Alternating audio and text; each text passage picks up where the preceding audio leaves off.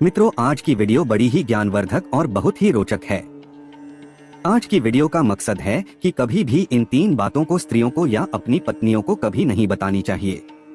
जो भी पुरुष ये 3 बातें स्त्रियों को बता देता है तो वह पुरुष सदा के लिए ही करीब रहता है और हमेशा दुखी रहता है। तो प्रिय दर्शकों, वह कौन सी 3 बातें हैं जो पुरुषों को मरते दम तक अपनी पत्नी या स्त्री को नहीं बताना चाहिए? प्रिय बंधुओं, प्राचीन समय की बात है। एक नगर में एक राम गोपाल नाम का एक व्यक्ति रहा करता था। राम गोपाल मन से बहुत ही भोला था और बहुत ही सीधा साधा था। मित्रों, उसने अपने जीवन में कभी किसी प्रकार का कोई पाप नहीं किया था और राम गोपाल की जो पत्नी थी थोड़ी भुलक्कड़ स्वभाव की थी और राम गोपाल के छोटे छोटे बच्चे भी थे। प्रिय बंधुओं, राम गोपाल अपनी पत्नी से किसी भी प्रकार की किसी भी बात को नहीं छुपाता था और राम गोपाल अपने घर में अकेले ही काम करने वाला था। जिस नगर में रामगोपाल रहा करता था उस नगर में सबसे गरीब केवल रामगोपाल ही था। उसके अलावा नगर में कोई भी गरीब नहीं था, तो हर कोई रामगोपाल की पत्नी और रामगोपाल का गरीब होने के कारण मजाक उड़ाया करते थे। प्रिय दर्शकों, रामगोपाल अपने गांव में जो बड़े बड़े सेठ थे उनके यहाँ नौकरी क्या करता था और उनकी गायों को चराया करता था, उनकी भैंस चराता था और इसी वजह से रामगोपाल का घर का चल रहा था। उनसे ही 2 टाइम की रोटी मिल रही थी। परंतु एक दिन की बात है कि किसी कारणवश रामगोपाल जिस सेठ के यहाँ काम किया करता था उस सेठ ने रामगोपाल को बुलाता है और रामगोपाल से कहता है कि रामगोपाल, अब तुम्हें कल से आने की कोई जरूरत नहीं है, क्योंकि हमने तुम्हारे अलावा किसी दूसरे को काम पर रख लिया है। इसकी वजह से अब हम तुम्हें नहीं रख पाएंगे और तुम्हारी जो पिछले महीने की पगार है उसे ही तुम ले जा सकते हो और यहाँ से जा सकते हो। उसके बाद रामगोपाल सेठ से अपने पिछले महीने की पगार लेकर अपने घर आ जाता है। रामगोपाल बहुत ही दुखी होता है और फिर घर आकर रामगोपाल जैसे ही अपनी पत्नी को पैसे देता है तो रामगोपाल की पत्नी बहुत ही खुश होती है। परंतु उसके बाद रामगोपाल जब अपनी पत्नी को बताता है कि मेरी नौकरी छूट चुकी है, अब कल के बाद मैं कहीं नहीं जाऊंगा। उस दिन के बाद से रामगोपाल अपने घर में ही रहता था, क्योंकि रामगोपाल के पास अब कोई भी काम नहीं था। प्रिय दर्शकों, उसके बाद देखते ही देखते कई दिन बीत गए, परंतु रामगोपाल को कोई भी काम नहीं मिल रहा था और घर में रखे हुए जो पैसे थे जो उसे उसके सेठ ने दिए थे वो भी धीरे धीरे खर्च हो रहे थे। उसके बाद रामगोपाल इस बात को सोचने लगता है कि अब हमारे घर का खर्चा कैसे चलेगा। हमारे घर में कमाने वाला केवल मैं अकेला हूँ और मुझे कुछ ना कुछ तो करना ही होगा, वरना इस तरह तो हम भूखे मर जाएंगे। दोस्तों, इस प्रकार देखते ही देखते कई दिन बीत गए और फिर एक ऐसा समय आता है जब रामगोपाल के घर में खाने के लिए एक दाना भी नहीं बचता है। रामगोपाल बहुत ज्यादा उदास हो जाता है और फिर मन ही मन अपने आप को कोसने लगता है। और फिर एक दिन की रात को रामगोपाल को अपनी पत्नी और अपने बच्चों के साथ भूखा ही सोना पड़ता है। और फिर जैसे ही दूसरे दिन सवेरा हुआ तो रामगोपाल घर से थोड़ी दूर एक जंगल में जाता है। जंगल में लकड़ियां काटने के लिए जाता है तो रामगोपाल जैसे ही जंगल में लकड़ियां काटने के लिए जाता है तो रामगोपाल को एक संत दिखाई देते हैं। जैसे ही रामगोपाल को वह संत दिखाई देते हैं तो वह रामगोपाल संत के नजदीक जाता है और फिर संत रामगोपाल को देखकर अपनी आंखें खोल लेते हैं। रामगोपाल उस विद्वान संत को प्रणाम करता है और प्रणाम करने के बाद उनके पैरों में गिर जाता है और कहता है कि हे पितामह गुरुदेव, मेरे घर में खाने पीने के लिए दाना पानी नहीं है, मेरे बीवी और बच्चे भूखे मर रहे हैं। कृपया करें, मुझे कोई ऐसा सुझाव दें जिसकी वजह से मेरा घर ठीक तरह से चल सके।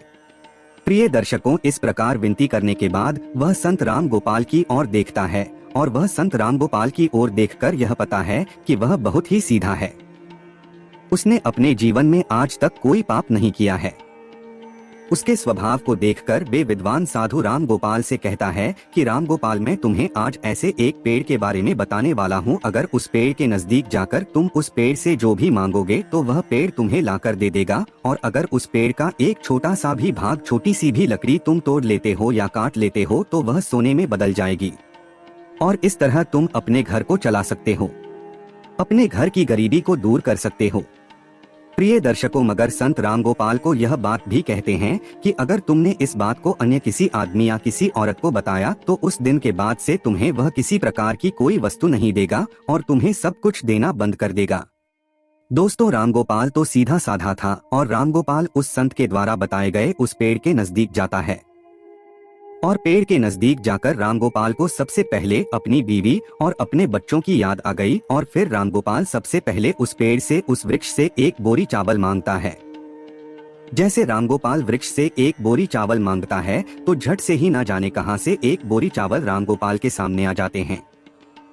रामगोपाल एक बोरी चावल को लेकर चला जाता है और घर जाकर अपनी बीवी और बच्चों को चावल खिलाता है और भरपेट भोजन करते हैं। उस दिन रामगोपाल ने अपनी पत्नी को यह नहीं बताया था कि मैं चावल कहां से लाया हूं, परंतु फिर जैसे ही रामगोपाल दूसरे दिन उसके पास जाता है, रामगोपाल उस पेड़ से 5 सोने की मुद्राएं मांग लेता है और जैसे ही रामगोपाल मांगता है, झट से रामगोपाल को 5 सोने की मुद्रा देता है और रामगोपाल 5 सोने के सिक्के पाकर खुश हो जाता है और अपने घर को आ जाता है। घर आकर रामगोपाल अपनी पत्नी को 5 सोने के सिक्के देता है तो रामगोपाल की पत्नी भी बहुत खुश होती है और उसके बाद रामगोपाल अपनी पत्नी को सारी बातें बता देता है। क्योंकि रामगोपाल की पत्नी ने जैसे ही रामगोपाल के हाथ में 5 सोने के सिक्के देखे तो वे रामगोपाल से पूछे लगी कि आखिर तुम यह कहां से लाए हो, तो रामगोपाल अपनी पत्नी को सारी बातें बता देता है। प्रिय दर्शकों, उसके बाद रामगोपाल अपनी पत्नी से कुछ नहीं छुपाता, मगर रामगोपाल को इस बात का भी पता था कि उसकी पत्नी भुलक्कड़ है। वे सारी बातें अपने पड़ोसियों को बता देती है, जो भी उसे बताता हूँ उसे बता देती है। लेकिन उस बात को भूलकर रामगोपाल अपनी पत्नी को सारी बातें बता देते हैं। उसके बाद देखते ही देखते कई दिन बीतते गए। रामगोपाल इसी तरह रोज 5 सोने के सिक्के उस वृक्ष से मांगकर लाने लगा। और फिर एक दिन की बात है जब रामगोपाल अंत में उस वृक्ष से हजारों सोने के सिक्के मांग लेता है और जैसे ही रामगोपाल मांगता है तो झट से एक बोरी भरकर रामगोपाल के सामने सोने के सिक्के आ जाते हैं। रामगोपाल एक बोरी सोने के सिक्के को अपनी बैल की पीठ पर रखकर अपने घर ले जाता है। दोस्तों, वह सोने के सिक्के पाकर और उस विद्वान संत का आशीर्वाद पाकर रामगोपाल देखते ही देखते बहुत धनवान हो गया। रामगोपाल के पास बहुत सारा धन हो गया। रामगोपाल जिस सेठ के यहाँ नौकरी किया करता था उससे भी ज्यादा तरक्की रामगोपाल ने कर ली और रामगोपाल उससे भी ज्यादा धनवान हो गए। दोस्तों, ये सब देख करके रामगोपाल के सारे गांव वाले दंग रह गए और वे सोचने लगे कि आखिर यह भुलक्कड़ स्वभाव का रामगोपाल इतना धनवान क्यों हो रहा है। दोस्तों, रामगोपाल से अगर कोई भी इस बात को पूछता कि तुम आखिर इतनी जल्दी धनवान कैसे हो रहे हो, तो रामगोपाल किसी को भी सच नहीं बताता था, क्योंकि रामगोपाल से विद्वान साधु ने किसी को बताने के लिए मना किया था। परंतु वे लोग रामगोपाल को छोड़कर रामगोपाल की पत्नी से इस बात को पूछने लगे। तो मित्रों, वो तो आपको पता ही है कि रामगोपाल की जो पत्नी है वे भूलकर स्वभाव की थी। उसके पेट में कोई भी बात नहीं पचती थी। तो रामगोपाल की पत्नी सारी बातें गांव वालों को बता देती थी कि आखिर मेरा पति कहां से धन लाता है। तो रामगोपाल की पत्नी सारी बातें उनको बता देती है और देखते ही देखते रामगोपाल जब एक दिन फिर से उस वृक्ष के पास धन लेने के लिए जाता है तो वह वृक्ष रामगोपाल को धन नहीं देता है।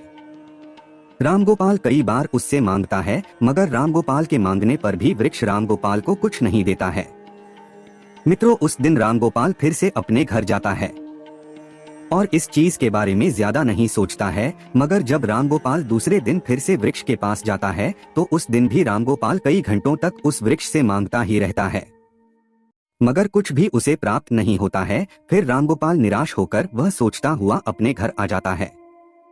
तो रामगोपाल अपने घर आकर अपनी पत्नी से कहता है कि है भाग्यवान, आज मैं वृक्ष के यहाँ जाकर आया हूँ, मगर वृक्ष से आज मैंने जब धन मांगा तो वृक्ष ने कुछ नहीं दिया। कहीं तुमने किसी को वृक्ष के बारे में बता तो नहीं दिया। तो दर्शकों, रामगोपाल की पत्नी भुलक्कड़ स्वभाव की थी और वो अपने मन में किसी भी प्रकार की बात नहीं छुपाती थी और इसमें कोई संदेह नहीं है। तो रामगोपाल की पत्नी रामगोपाल से कहती है कि पिया जी, जब मुझसे गांव वालों ने पूछा कि इतना सारा धन तुम्हारे पास कैसे आ रहा है तो मैंने उन सबको बता दिया। दोस्तों, अपनी पत्नी के मुख से यह बात सुनकर रामगोपाल समझ जाता है कि हो ना हो यह सारी करतूत मेरी बीवी की ही है। उसके बाद में रामगोपाल अपनी पत्नी को बहुत डांटता है और फिर इस तरह से कई महीने बीत जाते हैं। रामगोपाल के पास जो धन था वह धीरे धीरे खर्च होता जाता है और देखते ही देखते रामगोपाल फिर अमीर से गरीब होने लगता है और देखते ही देखते फिर से रामगोपाल की स्थिति वही हो जाती है कि रामगोपाल के घर में खाने के लिए दाना नहीं बचता है। दोस्तों, एक दिन जब फिर से रामगोपाल की पत्नी और रामगोपाल और उसके बच्चे रात को भूखे सोते हैं, तब रामगोपाल अपनी पत्नी को कोसने लगता है और अपनी पत्नी से कहता है कि भुलक्कड़, यह सब तुम्हारी वजह से हो रहा है। अगर मैं तुम्हें ना बताता तो आज यह दिन नहीं देखना पड़ता। इस प्रकार रामगोपाल अपनी पत्नी से कहता है, मगर मित्रों कहते हैं कि अब पछताए क्या हुए जब चिड़िया। इस प्रकार रामगोपाल अपनी पत्नी से कहता है, मगर अब बहुत लेट हो चुका था। मित्रों, फिर एक दिन रामगोपाल उस संत को ढूंढने के लिए फिर से जंगल में जाता है, मगर रामगोपाल को वह संत विद्वान साधु उसे पूरे वन में पूरे जंगल में नहीं मिलता है।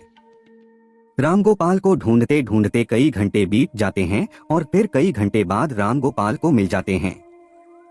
संत मिलते ही रामगोपाल उनके चरणों में गिरकर रोने लगता है, गिड़गिड़ाने लगता है और कहता है कि हे गुरुदेव, आखिर मुझसे ऐसी कौन सी भूल हो गई है जिसकी वजह से आप मुझसे रूठ गए हो। आप ही मेरे दाता हो, आप ही मेरे विधाता हो। हे विधाता, आप मेरी भूल को माफ करें, क्योंकि मेरी एक भूल के कारण आज मेरे बच्चे भूखे सो रहे हैं, मेरे संतान भूखे सो रही है। इसलिए हे भगवान, आप मेरी सहायता करें। मित्रों, उसके बाद वे विद्वान संत रामगोपाल से कहता है कि रामगोपाल, अगर ऐसी बात है तो मैं तुम्हें माफ करता हूँ, परंतु आज मैं तुम्हें एक बात बताने वाला हूँ और मेरी बात यह है कि कभी भी जीवन में ये 3 बातें हर पुरुष को अपनी पत्नियों को, अपनी स्त्रियों को नहीं बतानी चाहिए। जो पुरुष इन बातों को बताता है वो पुरुष हमेशा जीवन में सदा के लिए दुखी रहता है, सदा के लिए जीवन में गरीब रहता है। दोस्तों, उसके बाद विद्वान संत कहते हैं कि रामगोपाल, अगर इन 3 बातों को तुम आज से ही अमल कर लोगे तो फिर से तुम्हारे अच्छे दिन आ जाएंगे। तुम्हारे पास ठीक उसी धन तरह आने लगेगा जिस तरह तुम्हारे पास पहले था। तो प्रिय दर्शकों, वह संत रामगोपाल को पहली बात बताने लगता है और कहता है कि सबसे पहली बात यह है कि कभी भी किसी पुरुष को अपनी पत्नी को अपनी कमाई का जरिया नहीं बताना चाहिए, क्योंकि अगर आप अपनी पत्नी को एक स्त्री को कमाई का जरिया बता देते हैं और अपनी कमाई के बारे में बता देते हैं तो मैं उस कमाए हुए धन को खर्च करने पर रोक लगा देती है, अर्थात उस धन को बिल्कुल भी खर्च नहीं करने देती और साथ ही उस कमाई के जरिए के बारे में पूरे गांव में ढिंढोरा पीट देती है और अपनी बड़ाई समझकर, अपनी तारीफ समझकर लोगों को बता देती, और जिसमें मानहानि एक पुरुष को ही होती है। दोस्तों, जिस प्रकार से रामगोपाल की पत्नी ने गांव के अन्य लोगों को कमाई का जरिया बताया था, ठीक उसी प्रकार किसी भी पुरुष को अपनी कमाई का जरिया और अपनी कमाई के बारे में कभी भी किसी स्त्री को, अपनी पत्नियों को नहीं बताना चाहिए। दोस्तों, दूसरी बात कि किसी भी पुरुष को अपनी पत्नी को अपनी कमजोरी नहीं बतानी चाहिए, क्योंकि जो पुरुष अपनी पत्नी को कमजोरी बताता है तो वह खुद फंस जाता है, क्योंकि अगर आप अपनी पत्नी को अपनी कमजोरी बताते हो तो वह बार बार आपकी कमजोरी को पकड़ लेगी और आपसे अपना काम करवाने लगेगी, उस कमजोरी को पकड़कर आपको दबाने लगेगी। और अगर आप अपनी कमजोरी अपनी पत्नी को बता देते हैं तो आप अपने जीवन में हमेशा पछताते ही रहोगे। दर्शकों, इसलिए किसी भी पुरुष को अपनी पत्नी को अपनी कमजोरी नहीं बतानी चाहिए। तीसरी बात कि किसी भी पुरुष को अपनी पत्नी को अपने जीवन में हुए अपमान के बारे में नहीं बताना चाहिए, अर्थात जो पुरुष अपनी पत्नी को अपनी अपमान के बारे में बताता है तो वह पत्नी हर बात बात पर, छोटे छोटे झगड़े पर आपके उस अपमान के बारे में बोलकर, उसका हवाला देकर आपको परेशान करेगी, आपको मजबूर करेगी और बार बार उस अपमान का हवाला देगी, क्योंकि स्त्रियां धर्म और कर्म से बंधी हुई होती है। इनके मन में इनकी अपनी इच्छाएं छुपी होती है और ये अपनी बातों को अन्य लोगों को नहीं बताती है, मगर स्त्रियां दूसरों की बातों को दूसरे तक अवश्य ही बता देती है।